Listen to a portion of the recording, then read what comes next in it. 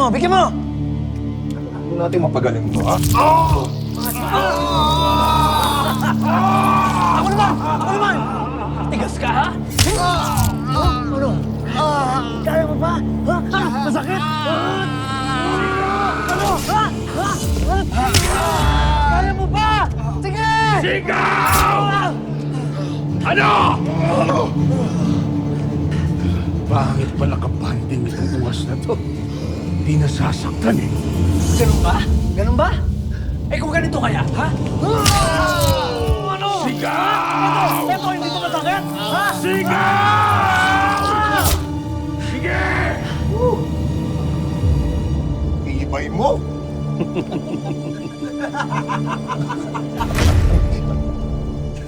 Tigil nyo na yan. Hindi nyo dapat tinatrato ng ganito ang espesyal na bisita ko.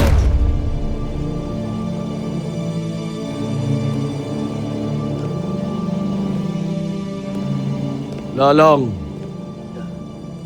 salamat nga pala sa pagbisita mo sa teritoryo ko at sa dala mong regalo. Wala akong panahon makipagbiruan si Julio. Kaya kung may gusto kang sabihin, sabihin mo na. Alam mo ba, lahat ng mga bisita ay meron dalang pasalubong o regalo. Katulad mo, dahil sa'yo, mapapasakamay ko na ang inaasam kong ubtaw. Anong sabi mo?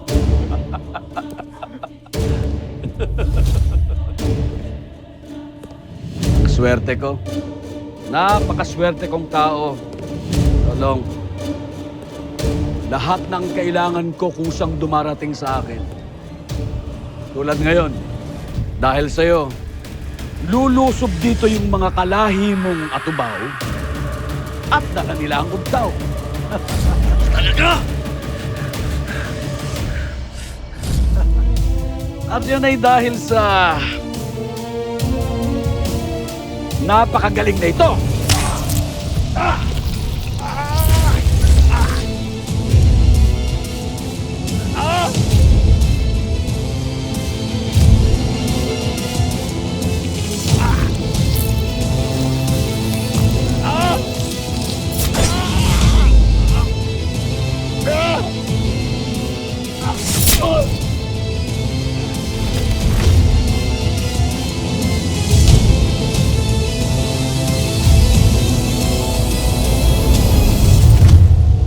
Demonyo ka talaga, Julio.